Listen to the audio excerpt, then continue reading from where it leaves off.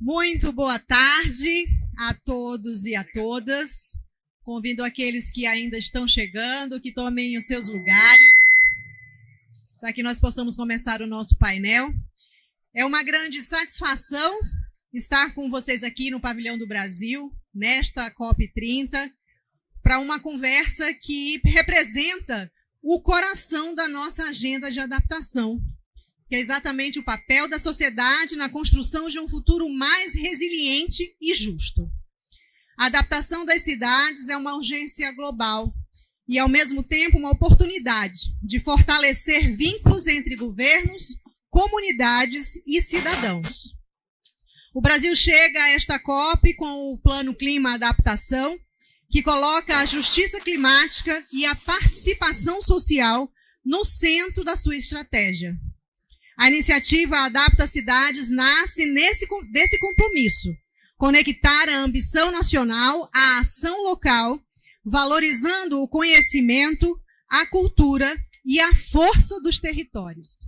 Então, neste momento, para dar início à nossa conversa, eu gostaria de chamar com muita satisfação a Inamara Mello, que é a diretora do Departamento de Políticas para a Adaptação e Resiliência à Mudança do Clima, da Secretaria Nacional de Mudança do Clima do Ministério do Meio Ambiente e Mudança do Clima, que vai apresentar a iniciativa Adapta Cidades e os avanços que ela representa para a agenda de adaptação no país. Inamara, fique à vontade.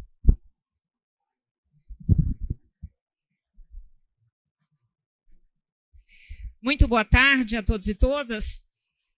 A gente resolveu, neste nosso painel, apresentar um conteúdo inicial para deixar todos na mesma página sobre o que é o Adapta Cidades, qual é a agenda que nós estamos apresentando à sociedade brasileira. E, na sequência, nós teremos aqui painelistas justamente para que a gente tenha representantes de movimentos sociais, também dando a sua palavra, também informando, dando a sua opinião, de que maneira nós podemos construir juntos uma política climática de fato participativa. Essa nossa agenda foi pensada para a sociedade, mas quero aqui fazer, então, uma introdução apresentando para vocês o nosso programa. Essa nossa agenda, obviamente, ela está situada neste contexto de emergência climática que todos nós já estamos sentindo. Aliás, eu tenho ouvido de ontem para hoje que quem está em Belém percebe a emergência climática, o calor extremo e a necessidade que a gente tem de atuar sobre essa agenda. É fundamental que a gente compreenda os impactos da mudança do clima nas diversas dimensões da vida e da sobrevivência das espécies e da própria humanidade. Então, a gente tem aqui, no contexto global e nacional de adaptação à mudança do clima, a intensificação de eventos extremos e a necessidade de avançarmos rapidamente para a agenda de adaptação, fazendo com que as políticas públicas possam preparar melhor cidades, territórios, populações e infraestruturas para este novo contexto. Nessa nossa agenda, nós entendemos que os municípios que atendam aos critérios técnicos, porque se a gente olhar o Brasil, todo ele basicamente está vulnerável à crise climática, mas, obviamente, existem aqueles ainda mais expostos, mais vulneráveis. E nós fizemos, então, uma seleção, um ranqueamento destes municípios que estão aqui, mais ou menos neste mapa, mostrando que no nordeste do país, no norte do país e também no sul, é onde a gente tem um conjunto maior de municípios que estão mais expostos e que tem uma maior população exposta a riscos e a necessidade, então, da gente atuar apoiando estes municípios que contam com a menor capacidade adaptativa frente a esses impactos climáticos. O desenho da iniciativa Adapta Cidades está relacionado a uma estratégia nacional, a um plano nacional de adaptação à mudança do clima. Este plano nacional conta com 9 objetivos nacionais e ele é multissetorial. Ele envolve a agenda de saúde, de indústria, de patrimônio, de emprego, de educação. É uma agenda absolutamente presente na vida de todos nós. É uma agenda que trata de erradicar a fome, a pobreza, a desigualdade social. Então, é uma agenda muito relacionada a desenvolvimento. Adaptação significa reduzir vulnerabilidades. Para um país no perfil como o nosso, isso se faz extremamente necessário. E nós entendemos que o conceito de federalismo climático precisa ser exercido, aprendido por todos os entes da federação, mas também pela sociedade brasileira. Nós apresentamos, então, o Plano Clima Adaptação, que lastreia a nossa NDC, que é o compromisso brasileiro que foi submetido junto ao NFCCC, e lá consta o federalismo climático. Esse compromisso tem se transformado em políticas públicas. Essas políticas públicas envolvem necessariamente essa integração de estados e de municípios, construindo uma governança que seja multissetorial, multinível e participativa. Nós aqui temos neste trabalho, são quatro pilares principais para esta integração. Nós trabalhamos com uma governança e um desenho de governança que articule todos os entes da federação. Nós temos a necessidade de atuar com o desenvolvimento de capacidades, de produção de informações e de ferramentas, que isso esteja disponível para todas as cidades, para todos os municípios e estados, fazendo assim o monitoramento multinível da agenda de adaptação. E, obviamente, nós precisamos chegar na parte da implementação. Precisamos do financiamento, nós precisamos de novos investimentos, nós precisamos tratar do orçamento público voltado a preparar todos os municípios brasileiros para o enfrentamento da crise climática. Essa é uma agenda do Adapta Cidades, que, então, conta com 8 etapas. A primeira etapa é justamente convidar a sociedade para a participação. Nós precisamos dos atores locais, precisamos da academia, dos movimentos sociais, precisamos estar mais próximos daqueles que são mais impactados. E essa agenda, no primeiro momento em que os municípios brasileiros serão chamados para essa agenda, nós precisamos ter, então, a participação social. E aqui é importante dizer como é que isso tudo se organiza.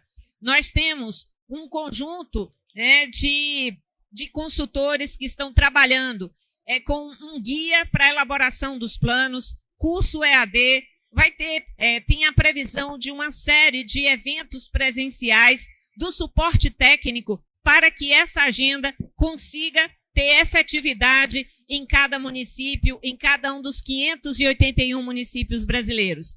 Então, nessa agenda, nós estamos trabalhando aqui. Nós tivemos já a adesão dos 26 estados, estamos aqui trabalhando com 581 municípios que foram indicados.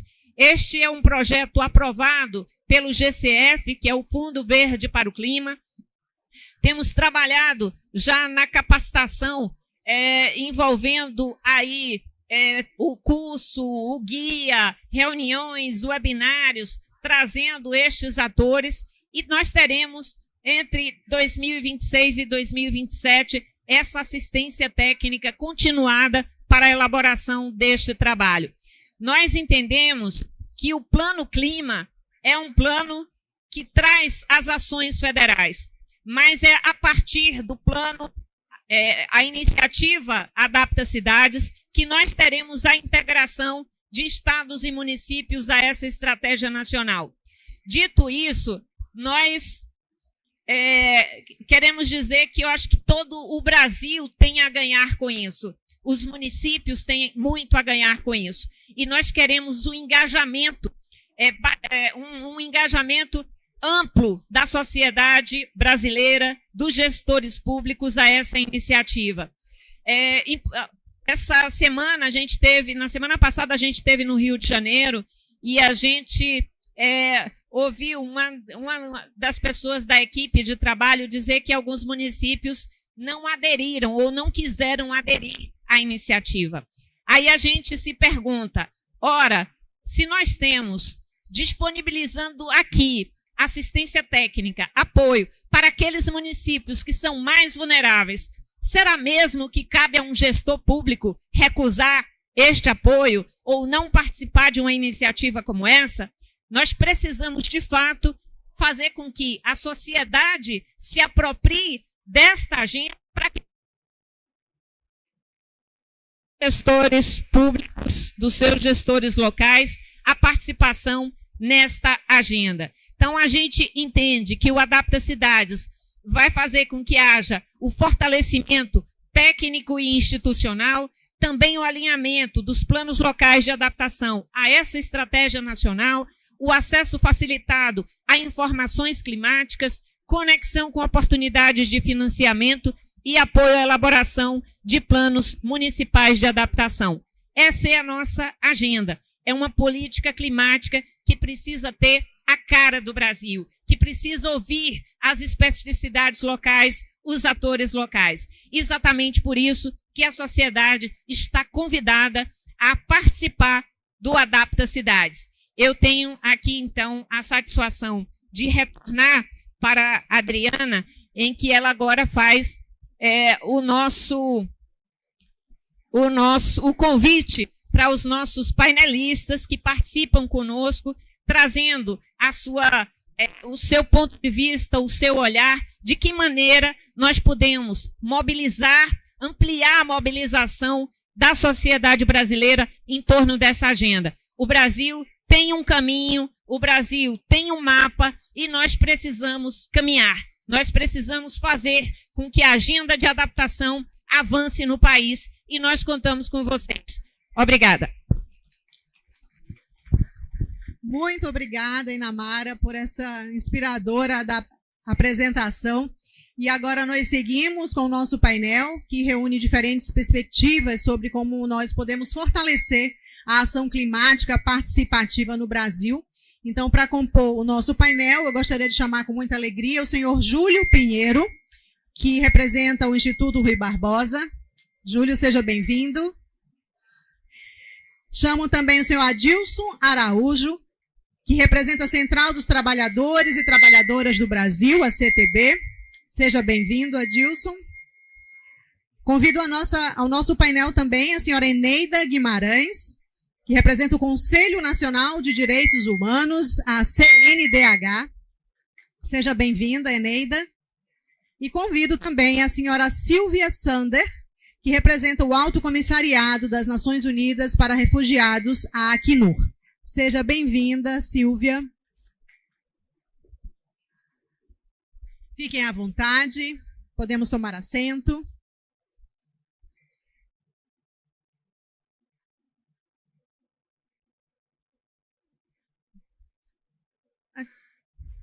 Inamara, pode continuar, tem uma cadeira aqui.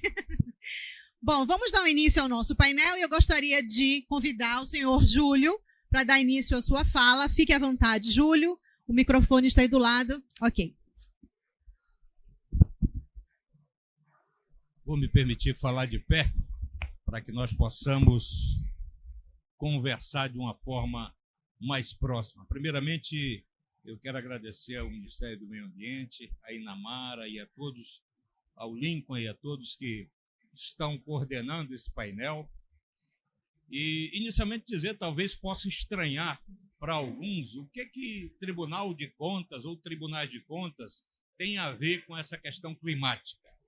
O que o Instituto Rui Barbosa, que é uma instituição que trabalha a parte intelectual dos tribunais de contas, tá faltando? Eu tenho que aumentar a voz. Então, o Instituto Rui Barbosa é uma instituição dos tribunais de contas, como é a Atricom, que é a casa pensante dos tribunais. E nós podemos participar desse programa Adapta Cidades de uma forma muito direta, envolvendo, inclusive, as escolas de contas públicas dos tribunais de todo o Brasil. A visão que nós temos, geralmente a sociedade tem uma visão equivocada dos tribunais de contas com relação a uma instituição de controle, como se fosse uma instituição perseguidora do gestor público, e não é. A visão que nós tentamos colocar, exatamente para que um programa como esse possa ter o sucesso devido, diante daquilo que vem acontecendo nos últimos tempos nas cidades brasileiras, é que os tribunais de contas eles precisam atuar de uma forma a orientar as cidades para que possam se adaptar a esse momento de mudanças climáticas que nós vivemos. Através de cursos nas escolas de contas, através do Instituto Rui Barbosa, que faz levar à sociedade, levar aos jurisdicionados informações no sentido de que nós possamos fazer a devida adaptação, ou seja, o Adapta Cidades, levando ao jurisdicionado e levando a todos aqueles munícipes do Brasil afora informações necessárias para que nós tenhamos um programa exitoso. Nós tivemos ultimamente nesse país muitas catástrofes naturais, enchentes, vazantes extremas, e os tribunais de contas têm realizado a sua parte com relação à orientação dos municípios. Os gestores não precisam ter receio das instituições de controle. Os gestores precisam ser parceiros para que programas como esse, minha cara Inamara, eles possam ser aplicados de forma efetiva para obtermos os resultados. Afinal, as cidades brasileiras têm passado por estresses enormes diante da situação climática que nós estamos vivenciando, já que nós temos aí, infelizmente, uma perspectiva não muito favorável com relação ao aumento de temperatura no planeta. E nós que participamos dessas instituições, precisamos ter uma visão proativa, uma visão em que elas possam auxiliar, através das suas escolas de contas, por exemplo, que eu dirijo a Escola de Contas do Estado do Amazonas, através do Instituto Rui Barbosa, que é a casa pensante dos tribunais, para que nós possamos inserir a instituição de controle como parceira dos munícipes, como parceira dos nossos jurisdicionados, e não com aquela visão de que os tribunais são o grande bicho-papão, perseguidor dos gestores, e não são.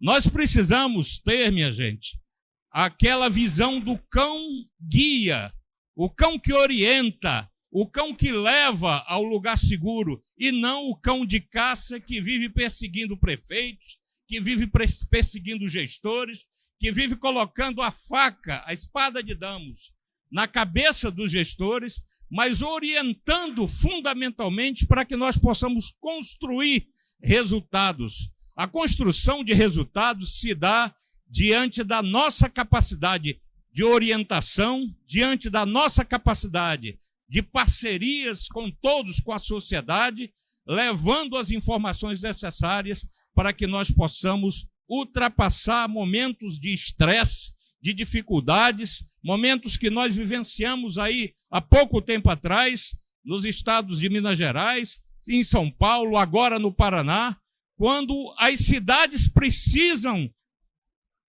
se adaptar, as cidades precisam dessa resiliência e se adaptar à realidade que vem acontecendo nos últimos tempos em termos de mudanças climáticas. Nós já chegamos a atingir 1,5 grau de aumento de temperatura. Se nós não estivermos preparados, e aí cabe às instituições de controle, repito, nessa visão do cão guia, do cão que orienta, não do cão de caça, cabe às instituições de controle fazer com que nós possamos ultrapassar esses estados equivocados que nos apresentam, esses estados de dificuldade que nos apresentam diante dos desastres naturais que nós estamos vivenciando, minha cara Inamara, em todo o Brasil, e que, infelizmente, se não tivermos essa visão estratégica de que as instituições de controle precisam ajudar, os tribunais de contas precisam orientar, nós teremos, infelizmente, dificuldades grandiosas no futuro. O Instituto Rui Barbosa tem essa preocupação. O Instituto Rui Barbosa, repito, dos tribunais de contas, todos os conselheiros dos tribunais de contas têm tido uma consciência voltada para os problemas que nós estamos vivenciando, orientando os seus jurisdicionados, orientando os prefeitos, orientando os gestores, para que nós possamos ultrapassar esses momentos de estresse. Cidades resilientes são cidades que estão vivenciando tudo isso. Momentos de dificuldade, momentos de estresse, momentos de desastres naturais. E nós precisamos ter instituições fortes, instituições de controle que possam efetivamente ajudar, que possam ser parceiros do programa Adapta Cidades, para que as cidades possam efetivamente se adaptar sem que para isso possam se sentir perseguidos, sem que para isso possam se sentir ameaçados diante de uma necessidade que se possa fazer para solucionar um problema como esse. Nós tivemos, só a título de exemplo, as Olimpíadas no Brasil, as Paralimpíadas no Brasil, e foi implantado um sistema diferenciado de contratação. Nós temos situações que poderemos ter necessidade de resolver problemas emergenciais e os tribunais de contas não podem ser um empecilho, minha gente. Os tribunais de contas precisam ser parceiros, precisam trabalhar como orientadores, precisam agilizar os processos de solução dos problemas que as cidades vivenciam. Estão me dizendo que o tempo está encerrando. Então, dito isso, eu quero deixar aqui a mensagem do Instituto Rui Barbosa. A mensagem do Instituto Rui Barbosa é que nós estamos dispostos a contribuir. Nós seremos cão-guia, nós não seremos cães de caça para perseguir eventuais gestores. Aquela visão do bicho-papão que existia no passado precisa definitivamente ser extinta do nosso seio e da nossa visão. Esse problema é um problema nosso. Os problemas que acontecerem em função dos desastres naturais diz respeito a todos nós. Com isso, eu deixo a mensagem dos tribunais de contas que atuam no controle preventivo, no controle ambiental preventivo, e dizer que nós estamos parceiros, somos parceiros do Adapta Cidade e queremos contribuir com todos. Muito obrigado. Muito obrigada, Júlio. Obrigada por ter ajudado a gente com o tempo. E nós vamos seguir o nosso painel, e eu gostaria de convidar para esse momento o senhor Adilson Araújo, que é o representante da Central dos Trabalhadores e Trabalhadoras do Brasil. Adilson, fique à vontade. Bom, boa tarde. Quero, em nome da CTB, a Central dos Trabalhadores e Trabalhadoras do Brasil, saudar essa importante iniciativa. Parabenizar o Ministério do Meio Ambiente, em nome da companheira Inamara, e dizer que para nós é muito importante esse momento de reflexão. Eu inicio anotando que entre 428 e 347, assim diria Platão, tente mudar o mundo, mas comece movendo a si mesmo. É preciso compreender que no estágio de crise global, de muitas dificuldades impostas por essa desordem global, há que se buscar refletir sobre a necessidade de uma verdadeira adaptação. E o recado primeiro me parece que ele é singular, quando o presidente Lula enfatiza: se os homens que fazem a guerra estivessem presentes à COP, certamente eles veriam que é muito mais barato ajudar o clima do que fazer a guerra. E, de fato, a guerra tem tido um efeito devastador.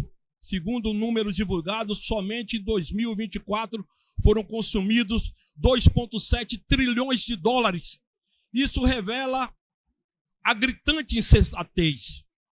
Mas, assim, esse debate é um debate também que vai remeter a um conjunto de reflexões. E eu diria que, entre elas, uma das coisas que me chamou a atenção foi exatamente que, diante da temperatura, e é verdade que tempestade, calamidade, ciclones e até mesmo tornado, coisa que a gente via muito em filme, passou a ser a vida real. E é trágico enxergar, e esse dado é importante porque ele é revelador, sobre o município de Rio Bonito de Iguaçu, devastado pelo ciclone. Pois é, foi o município brasileiro que mais desmatou a Mata Atlântica entre 84 e 2020. Então, que modelo de cidade nós devemos conceber à luz da contemporaneidade e dos desafios do século XXI? Me parece que o desenvolvimento solidário, sustentável, ele reclama maior compreensão. E é verdade que algo de concreto precisa ser efetivado. Eu vejo que o debate do clima ele está muito casado com o debate da transição energética e da transição justa. E diria até mesmo do ponto de vista de classe, da nossa classe trabalhadora, não haverá hipótese de uma transição justa sem a participação efetiva da classe trabalhadora, dos movimentos sociais. O Brasil é um país diverso, mas é um país que reclama urgência. É sempre bom lembrar que nós já chegamos à sexta maior economia do mundo e não conseguimos alcançar o patamar da necessidade de um estado de bem-estar social na sua forma plena. Nós ainda verificamos um número considerado de pessoas que necessitam, né, que estão às margens da linha de pobreza, que estão nos grandes centros, vítimas dessa opressão, da marginalidade, de uma política consequente. Eu penso que o presidente Lula está refletindo sobre isso. Mas é verdade também que um exercício de concertação se faz necessário. Porque até então predominou uma tese de que, oportunamente decorrente da gravidade da Covid, do novo coronavírus, era preciso observar que, sob o olhar do povo que se voltou para a Covid, era o momento de passar boiada. E nós entendemos que a adaptação ela precisa botar um pé no freio da boiada. É preciso que a gente reflita sobre como vamos desenvolver força produtiva capaz de explorar essa materialidade, e penso que o Brasil pode exercer um protagonismo frente às cadeias produtivas de valor, sobretudo a inserção do Brasil no denominado Círculo Global, investindo em economia verde, no exercício de produzir materialmente, né, do ponto de vista potencial, a capacidade produtiva para a gente produzir energia limpa e renovável e potencializar o Brasil frente a todos os desafios impostos, inclusive sob a materialidade daquilo que o IBAMA acaba de legislar, que é uma questão sensível, mas nós não vamos ter como fazer uma transição justa se a gente também não se apropriar da margem equatorial do ponto de vista da acumulação, da necessidade de ter o capital para fazer a transição justa na sua forma mais acelerada. Então eu penso que é um esforço combinado. Há que se ter em mente de que uma viragem política é necessário. A gente precisa ter um Congresso que represente mais os anseios daqueles que reivindicam a adaptação, que nada mais é do que uma adaptação social, econômica e política, de uma sociedade onde antes da pandemia 1% dos mais ricos acumulava 28% da riqueza nacional e hoje, segundo o Credit Suisse, né, esse 1% acumula quase metade da riqueza. Então, desconcentrar a renda, evoluir para um projeto de desenvolvimento de sociedade que possibilite, né, maior capacidade produtiva e inserção de pessoas no mercado de trabalho capaz de introduzir uma consciência lógica, uma consciência de classe, uma consciência vocacionada a um projeto de Brasil mais humano e menos desigual, é parte da adaptação necessária do século XXI. E eu concordo plenamente que esse esforço precisa ser comum, precisa ser coletivo, e a gente está irmanados com esse propósito, que deve cobrar, evidentemente, compromisso social daqueles que têm mais, tributar menos daqueles que têm menos e fazer com que a gente possa desenvolver o Brasil, né, no patamar das exigências de todos os desafios impostos ao século XXI, e eu penso que o Brasil é uma referência importante que vai se adaptar, como diria, né, o mestre poeta, adapte-se, adapte-se, é uma coisa lógica. Tamo juntos. Muito obrigada, Adilson, por sua inspiradora fala. E eu gostaria de chamar agora, para falar no nosso painel, a senhora Eneida Guimarães, que é representante do Conselho Nacional de Direitos Humanos, a CNDH. Fique à vontade.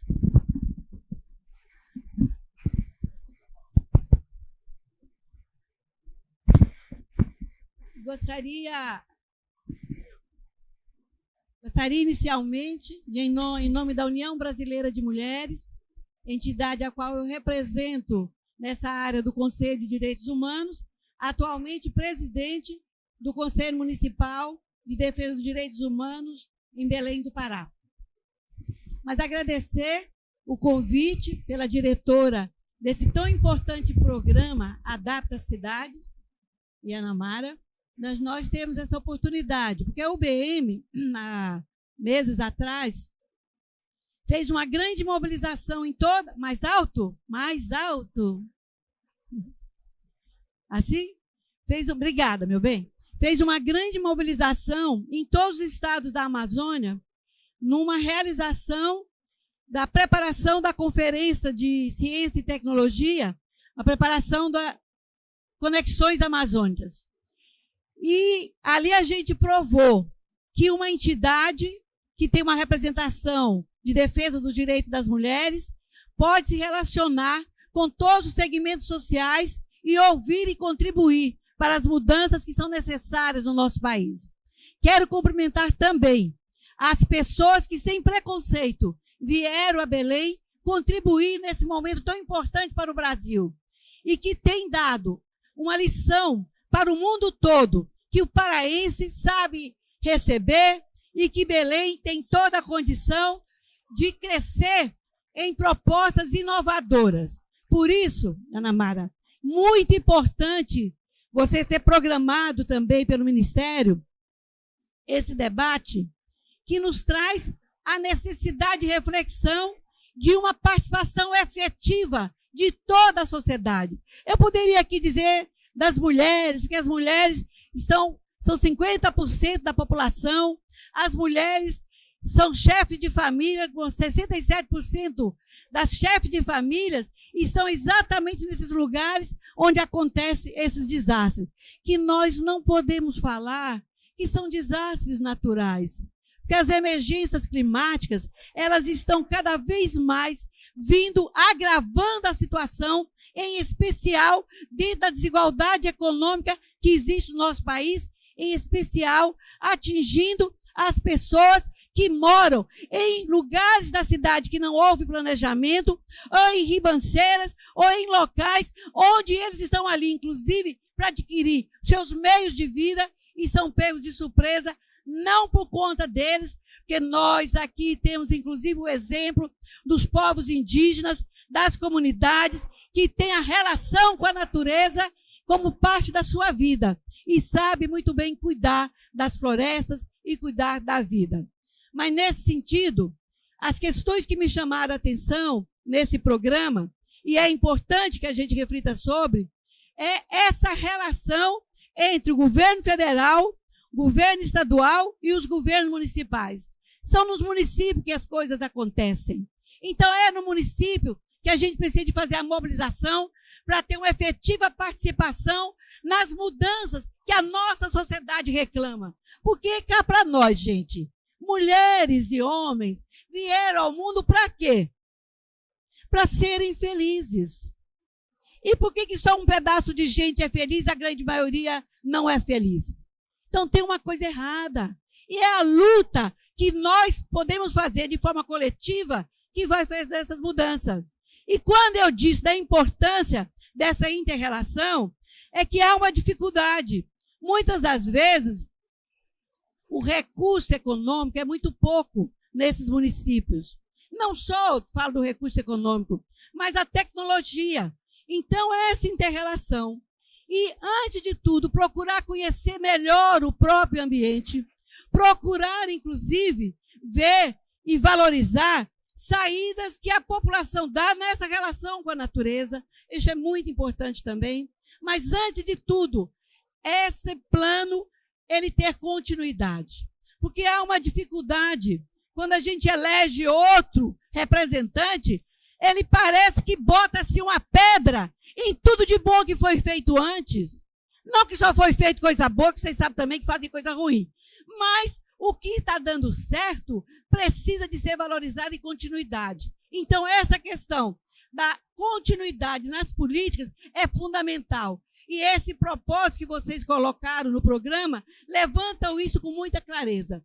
Para isso, é necessário que seja cada vez mais socializado os ganhos, os avanços tecnológicos e as formas com que a população pode muito bem se manifestar para salvar e dar garantia à situação. Eu queria, Namara, já, porque eu sei que o tempo da gente é muito curto, além de saudar a iniciativa e colocar que nós, da União Brasileira de Mulheres, podemos estar contribuindo nessa mobilização com a sociedade, que mais do que nunca é de fundamental importância que todos participam. E olha, as mulheres são as que cuidam dos idosos, são as que cuidam das crianças, são as que cuidam dos doentes, são as que cuidam da vida. Então é preciso que elas estejam mais envolvidas nesses processos de mudanças. Mas quero dizer que, além desse desafio da desigualdade social e da escassez de recursos, há essa dificuldade que eu já falei, da articulação intersetorial, mas é preciso que tenha planejamento com avaliação e monitoramento, e que isso seja de forma mais transparente, para que as pessoas que estejam participando possam também estar dando as suas contribuições. É necessário fazer um mapeamento participativo das vulnerabilidades e todo mundo conhecer isso. É preciso que se conheça, né? E até chegar, opa, por que aquela empresa fez daquele jeito para ganhar mais dinheiro e não viu que ia dar tanto prejuízo a tanta gente daquela população? É preciso chegar nesse processo também. Mas eu queria ainda, dentro dessas questões que eu estou levantando, dizer por que esse modelo Adapta Cidades pode inspirar os outros países. Será que pode? E por que pode inspirar os outros países? Primeiro, por conta dessa abordagem multinível e subnacional. Segundo, segurar bem claro essa participação social como pilar central, porque é assim que nós vamos dar continuidade às questões, né? Segundo, eu acho que essa integração de dados, e queria dizer mais, na COP30, que tem adaptação com um dos temas centrais, o Brasil pode representar o Adapta Cidades como um exemplo tangível de progresso dos planos nacionais de adaptação e no plano Objetivo Global de Adaptação. Pode, inclusive, também esse legado do programa ser a promoção de um pacto de Belém para adaptação participativa. Isso é fundamental, que saia daqui essa carta de Belém dando foco para a questão da adaptação participativa, ou pela inclusão de diretrizes que possam estar influenciando globalmente, né? A adoção de recursos financeiros para adaptação, para desenvolvimento no local, é fundamental, e há continuidade disso, né? A adoção das estruturas de governança inclusivas e transparentes. Quero dizer que o desenvolvimento de sistemas de monitoramento e avaliação que integram esse acompanhamento social, isso vai demonstrar a liderança do Brasil em transformar a teoria da participação social em prática, e numa prática que nós podemos revolucionar o mundo todo, inclusive. Mas é preciso começar, dentro dessas discussões, a participação efetiva das mulheres e também dos seus companheiros que querem a mudança para que o Brasil possa, de mão dada, ser um país melhor e sermos mais felizes. Muito obrigada.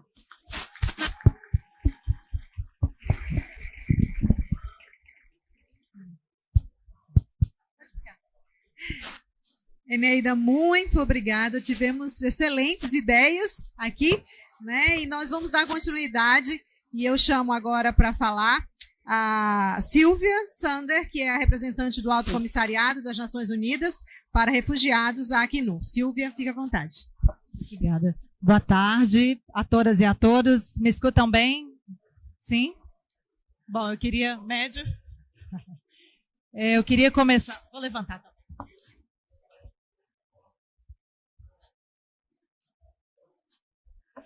Bom, eu queria começar primeiro agradecendo o Ministério do Meio Ambiente e Mudança do Clima, no nome da Inamara, do Lincoln, que está por aqui, pelo convite, e dizer que eu venho representando a Agência da ONU para Refugiados, né? Que talvez... E o que a Agência da ONU para Refugiados vem fazer na COP? O que a gente tem a ver com esse debate e com essa mesa aqui? Em primeiro lugar, dizer a vocês que nós trabalhamos, como vocês podem imaginar, pelo tema, com pessoas que estão em contexto de deslocamento forçado ao redor do mundo e aqui no Brasil, né? Pessoas que vêm de outros países, mais diversos países como Venezuela, Haiti, Afeganistão, para procurar um recomeço no Brasil e que muitas vezes aqui são mais uma vez afetadas, mais uma vez deslocadas, forçadas por eventos climáticos extremos ou pelos efeitos adversos da mudança do clima. Então, a gente vem aqui para a COP e essa agenda com o Ministério e esse debate hoje ele é especialmente importante porque o nosso papel é trazer duas mensagens, né, principais. A primeira delas é dizer que a crise climática tem uma dimensão ainda pouco visível e pouco discutida nas discussões climáticas, na COP, mas para além da COP, que é a dimensão do deslocamento humano. A crise climática é também uma crise de deslocamento humano. Se a gente olha para os dados, a gente percebe que, ao redor do mundo, o número de pessoas deslocadas forçadas por eventos pelos efeitos adversos dos eventos das mudanças do clima tem aumentado em escala e em complexidade exponencialmente.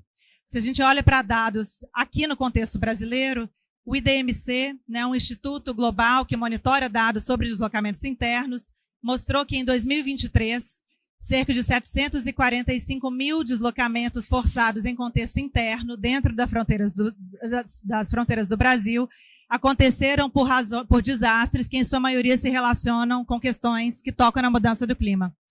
Por outro lado, no ano passado, 2024, esse dado aumenta para 1.124.000 deslocamentos internos. Isso em razão de eventos ou de desastres como que a gente viu acontecer no Rio Grande do Sul, né, onde, dentre as mais de 2 milhões de pessoas afetadas pelas enchentes, cerca de 800 mil pessoas foram deslocadas pelas enchentes. Tiveram que sair de casa, tiveram que sair dos seus bairros, das suas cidades. Mas isso não tem a ver só com o Rio Grande do Sul. A Inamara mostrou que nas regiões brasileiras a gente vê cenários que estão, ou regiões que estão especialmente sujeitas a riscos climáticos extremos ou graves, na região sul, mas também na região norte, na região nordeste, e de maneiras distintas ao redor do país, né? O que a gente percebe, então, é que cada vez mais pessoas que estão dentro dos seus países estão sendo afetadas gravemente pelos efeitos da mudança do clima e estão sendo deslocadas de maneira forçada. E, por outro lado, pessoas que já estavam deslocadas forçadas, que vieram de outros países, como eu citei aqui o exemplo de pessoas venezuelanas, haitianas e outras, estão sendo de novo deslocadas, estão sendo de novo afetadas de uma maneira desproporcional, ainda mais grave, por eventos climáticos extremos. Essa é, por exemplo, a história da Gardênia, que é uma indígena venezuelana da etnia Huaral, que mora aqui em Belém, que estava aqui conosco, segue aqui conosco na COP, e que fez uma fala ontem na Zona Azul, dizendo como a comunidade indígena dela, que agora vive em Outeiro, saiu da Venezuela por uma série de questões que tocam no impacto das mudanças do clima, no modo de vida dela. Os Huaral são, como se nomeiam, um povo da floresta, um povo da água, chegam aqui ao Brasil para tentar recomeçar e, mais uma vez, têm dificuldade de recomeçar pela maneira como esses impactos acontecem aqui. Essa também é a história de pessoas como a Naira, que foi deslocada no contexto de deslizamentos graves ali na Serra de Petrópolis, alguns anos atrás. É a história do Bob, que é um haitiano, que chegou ao Brasil, e de muitas outras pessoas, né? Então, o que a gente percebe é que essas questões têm se intensificado, têm agravado o cenário de pessoas que já estavam deslocadas forçadas e tem gerado novos deslocamentos. Por outro lado, ontem o Acnur lançou aqui na COP um relatório global intitulado Sem Escapatória, dizendo das pessoas que estão na linha de frente das mudanças, dos efeitos das mudanças do clima, e ele mostra que 3 em cada 4 pessoas que já estão em deslocamento forçado vivem em países ou em regiões que estão sujeitas a riscos mais graves ou mais extremos relacionados ao tema da mudança do clima. Muito bem, então, qual é a mensagem que a gente traz? O que isso tem a ver com adaptação, com estratégias adaptativas? A primeira questão é que é possível falar de adaptação, é possível adaptar, é possível reduzir os impactos das mudanças do clima, mas para fazer isso, como agora o Adapta Cidades, como o Plano Clima propõe, para fazer isso sob uma lente de justiça climática, é preciso garantir que ninguém seja deixado para trás. É preciso garantir que estejam incluídas no debate também as pessoas deslocadas forçadas, estejam incluídas no debate e, para além do debate, nas estratégias programáticas, né, em estratégias como o Plano Clima, como o Adapta Cidades, as populações deslocadas forçadas. Entendendo que justiça climática tem a ver com essa proposta do Adapta Cidades, que é começar a conversa a partir dos territórios, olhar para essa dimensão granular, né, das cidades, para além das cidades, começar dos bairros e olhar quem são as pessoas que estão nesses bairros, nesses territórios, como aquelas que detêm, muitas vezes, as melhores ideias sobre como solucionar, como gerar melhores estratégias adaptativas. Então, para fazer isso, e olhando para os territórios, é preciso entender, é preciso incluir, além de outros grupos historicamente vulnerabilizados, essas populações que também vêm sendo desproporcionalmente afetadas, né? Refugiados, deslocados internos, dentre outros. Nesse contexto, o Acnur tem se aproximado cada vez mais do Ministério do Meio Ambiente, através linkando com a Estratégia Nacional de Adaptação, justamente para tentar entender de que maneira traduzir esse fenômeno aqui no contexto brasileiro a partir de dados que informem melhor quem são as pessoas que já estão sendo deslocadas ou que tendem a ser deslocadas por essas razões. Quais são as características desses deslocamentos? Por quanto tempo ele dura? De onde para onde? E quais são as melhores estratégias de prevenção e de resposta, né? A gente tem feito um esforço em conjunto com o Ministério de construção de contribuição a partir da nossa área de especialidade com a Adapta Cidades e também com a Estratégia Nacional, claro, né, no marco da Estratégia Nacional de Adaptação.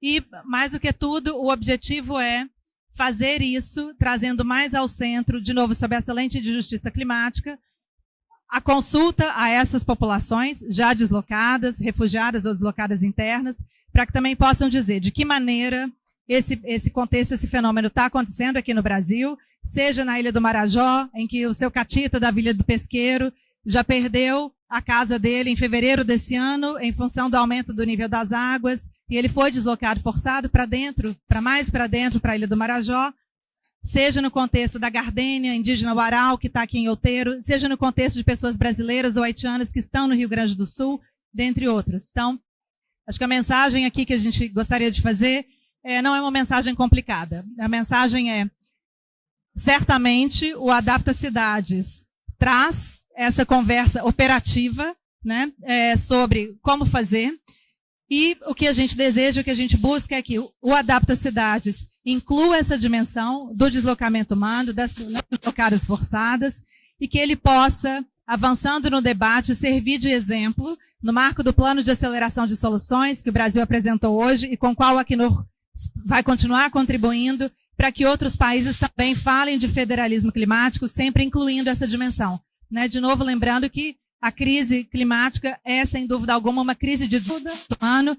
Essas questões vão se intensificar e é preciso falar mais disso.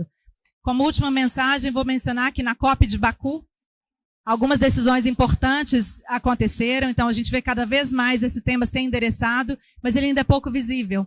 Então, para a gente é especialmente importante fazer essa conversa aqui na Zona Verde, né, com essa presença massiva de sociedade civil, movimentos sociais, atores governamentais, dentre outros, entendendo que não há saída, não há soluções eficientes sem gerar essa complementariedade, né, de diversos atores nesse diálogo. Então, do meu lugar, falando como Agência da ONU para Refugiados, Eu, mais uma vez, reforço a parceria, Inamara, a gente se coloca à disposição não só do Ministério, mas de vocês, e a gente convida vocês a também compartilharem dessa preocupação, trazerem ao centro do debate também essa dimensão, sem a qual não é possível promover plenamente justiça climática, não é possível garantir que a gente não esteja deixando ninguém para trás quando a gente pensa em melhores soluções adaptativas para as questões relacionadas aos efeitos da mudança do clima.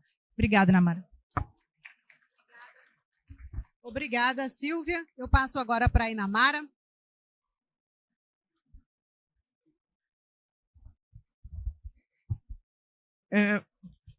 Muito obrigada, Silvia. Muito obrigada a todos os oradores.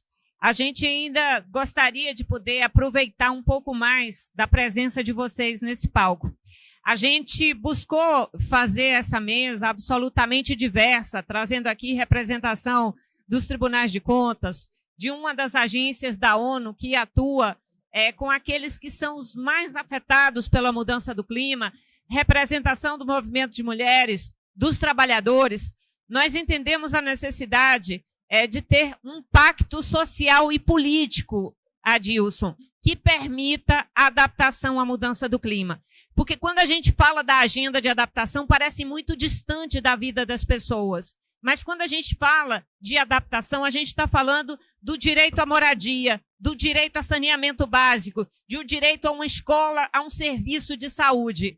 Nós precisamos reduzir as vulnerabilidades socioambientais e, para isso, precisamos que toda a sociedade brasileira esteja mobilizada neste intento.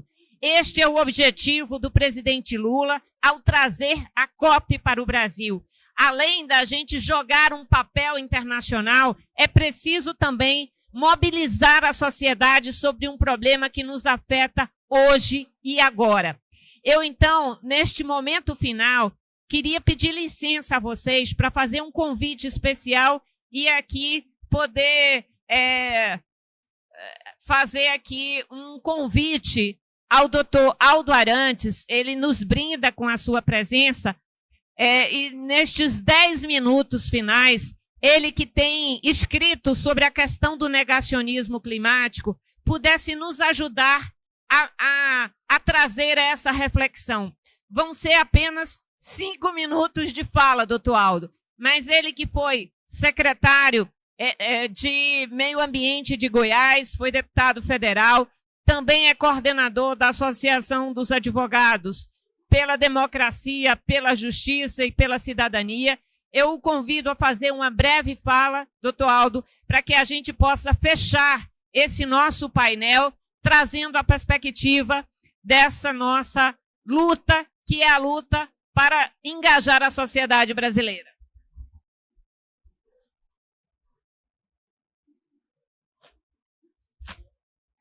Boa tarde a todos vocês.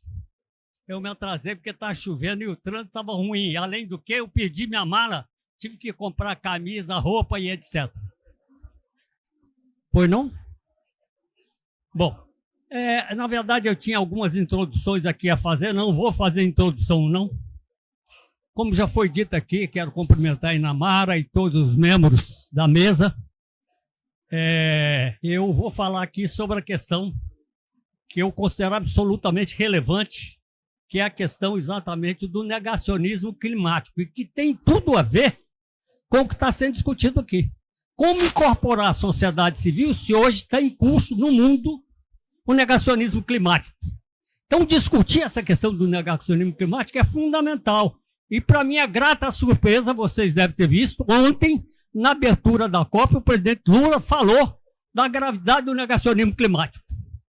E, na verdade, a Datafolha publicou recentemente uma pesquisa que mostra que entre 2024 e 2025 houve um crescimento, praticamente o dobro das pessoas negacionistas. 24 era 5%, 25 passou a ser 9%. Esse ano deve ser mais ainda. Então, deve ser uma grave. E o negacionismo climático, ele representa exatamente a negação da ciência, da cultura, da história. Né? Negação da ciência diz que não tem negação, não tem mudança climática, Foi não? Negação da ciência diz que não tem mudança climática, que não tem, que a Terra não é redonda, que a vacina faz mal, nega a história, diz que não houve holocausto, não houve exatamente a ditadura militar e nega a verdade dos fatos. Eles dizem que exatamente o que está em curso é exatamente a manifestação da verdade de cada um. Negam, portanto, a ciência, negam a verdade. O negacionismo ele já começou no Brasil já faz tempo e iniciou pela mão da extrema-direita. O Olavo de Carvalho, quem acompanha essa questão, vocês sabem, era o guru da extrema-direita. E ele dizia simplesmente o seguinte, que em artigo de ciência ou palhaçada, ele dizia que o aquecimento global era uma palhaçada e associava a questão à suposta conspiração comunista infiltrada nos organismos internacionais. Portanto, o negacionismo climático é a negação da ciência. E ela se manifesta rejeitando, quer dizer, a mudança climática ou, na verdade, exatamente questionando a participação humana no aquecimento global. No entanto, 97% dos cientistas consideram que há mudança climática. É uma parcela pequena. Eu, inclusive, tive a oportunidade de coordenar um evento. Aliás, é o seguinte, eu participei em várias COPs. Essa é a 4ª COP que eu participo. Eu participei em Cancún, participei em Durban, participei em Paris. Essa é a 4ª COP. E, na verdade, sempre há uma discussão grande, entende? E, digamos assim, a aceitação quanto às mudanças climáticas nas COP não é o problema. O problema é o seguinte, quem vai pagar a conta? E os países altamente desenvolvidos resistem a assumir a responsabilidade na questão exatamente das mudanças climáticas. E vocês estão acompanhando. Quer dizer, um problema que agrava o negacionismo é a eleição do presidente Trump. O Trump tem negado insistentemente o problema das mudanças climáticas. Inclusive, fez uma crítica ontem à COP30. Né? No Brasil, o Bolsonaro da mesma forma. O Trump adotou uma série de medidas de desmonte de todas as medidas ambientais nos Estados Unidos. Eu não vou perder tempo aqui, porque o tempo está restrito. No Brasil, o Bolsonaro da mesma forma. Então, na realidade, nós temos que compreender que para nós incorporarmos amplos contingentes da sociedade ao lado do papel das entidades sociais, nós temos que combinar a luta política com a luta ideológica. A luta de ideias hoje é um componente fundamental. Eu tenho um livro importante que eu lancei recentemente, cujo nome é Domínio das Mentes, do golpe militar à guerra cultural, em que eu mostro que a extrema-direita, que no passado tomava o poder através de golpes militares, hoje conquista a mente das pessoas e conquista também em relação à questão das mudanças climáticas. Portanto, ao lado da luta política, fazer a luta ideológica. E no fundamento teórico dessa questão, analisando Gramsci dizia que nos dias atuais a luta de ideias é um componente fundamental para conquistar a hegemonia da sociedade.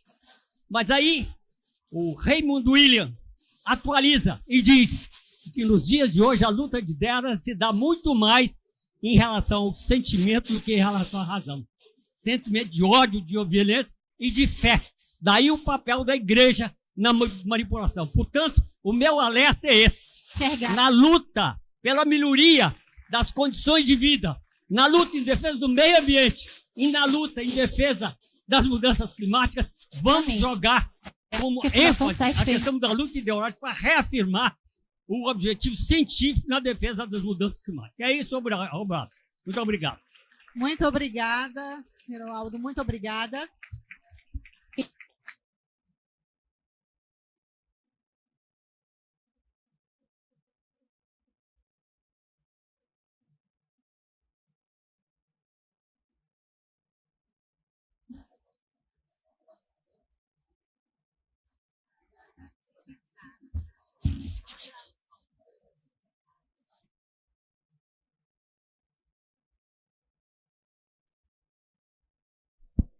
queremos aqui só fazer um agradecimento a todos que acompanharam essa sessão, também aos nossos painelistas, muito obrigada por aceitarem nosso convite, ao doutor Aldo, que nos brindou, ainda chegou a tempo, e nós, então, fazemos um convite a todos vocês. O Adapta Cidades já começou e nós gostaríamos muito de que vocês acompanhassem. Existem dados na plataforma redos.org.br, onde a gente consegue ali as informações de todos os municípios onde está funcionando a agenda do Adapta Cidades. Então, por favor, mãos à obra, a sociedade brasileira está convidada a participar. Muito obrigada.